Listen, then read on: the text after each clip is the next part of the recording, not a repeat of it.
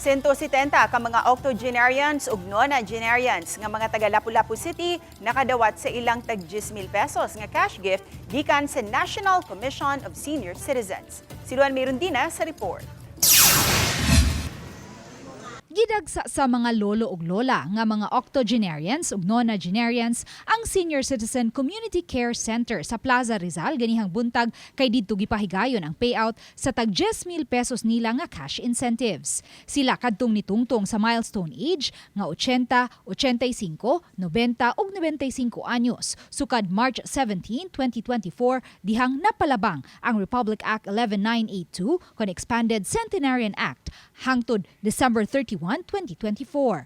Lakip sa mga beneficiary, si Lapu-Lapu City Vice Mayor Celsi Sitoy, kinsa nitungtong sa edad nga 85 anyos niadtong August 31, 2024. Kaya nga kung paninguha lang nga moabot ko og noy binta. Sa way pagtan-aw kon do na bay madawat og dili. Ingon ana ang akong paninguha. Akong mahimo mukas advance kog laing yes.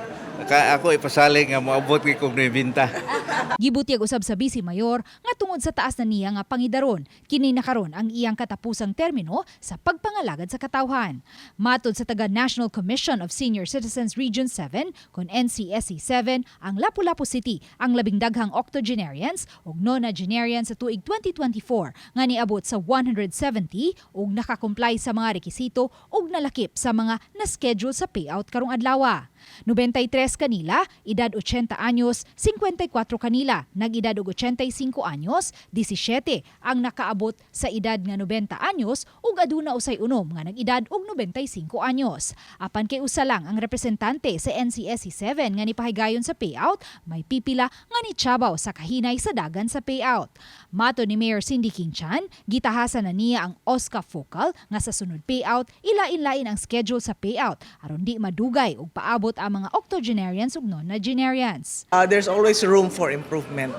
Kasi lang, I think mas maayo to na kanang na ay morning or afternoon na schedule, di ba? Na hapon na sila mare. Gipasabot usab sa OSCA Focal nga gipahibaw na niya ang taga NCSC 7 kabahin niini ug nisaad kini nga mutabang sa payout ang ilang staff nga na-assign sa Cordova.